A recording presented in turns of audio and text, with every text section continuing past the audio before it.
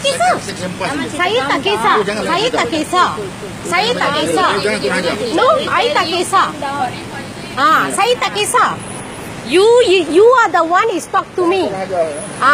You don't have any rights to tell me is kurang ajar is me. You custom punya orang, you kena cakap jaran punya baik. You siapa nak cakap saya diam? You kerja dekat sini, you siapa nak cakap saya orang diam?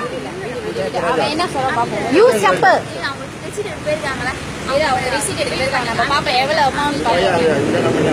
You siapa nak cakap saya kurang ajar? You yang kurang ajar, Encik. Punya form datang sini kita bayar. Bon apa?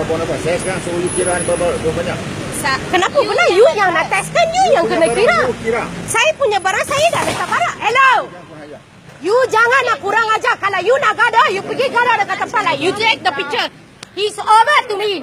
Hello. You siapa nak tekan? Siapa? You siapa nak pergi tolak saya punya barang?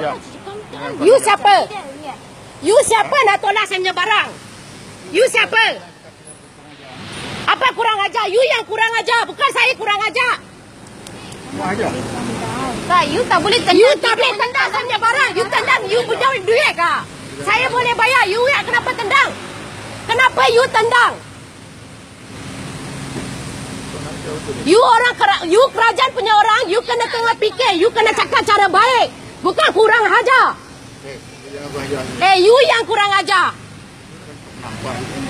Kalau kau berani kau penampakkan aku, kau boleh lah. Kau tengok lah. Panggil polis. Tak apa, you call polis. Saya pun nak cakap dengan polis. Saya pun ada rights.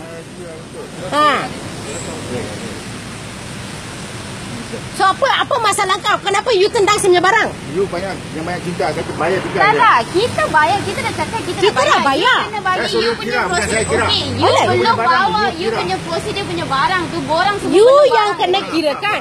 Okey, macam mana kita nak bayar? Macam mana kita nak bayar? Okey, dia pergi check kan. Sabar Encik. Sabar. Dia pergi check kan. You sabar dulu. Dia bukan pergi check, dia boleh tahu. Ya, dia pergi check first.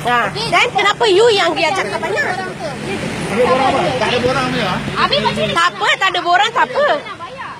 You bayar saya. Kita nak bayar. Ini first time.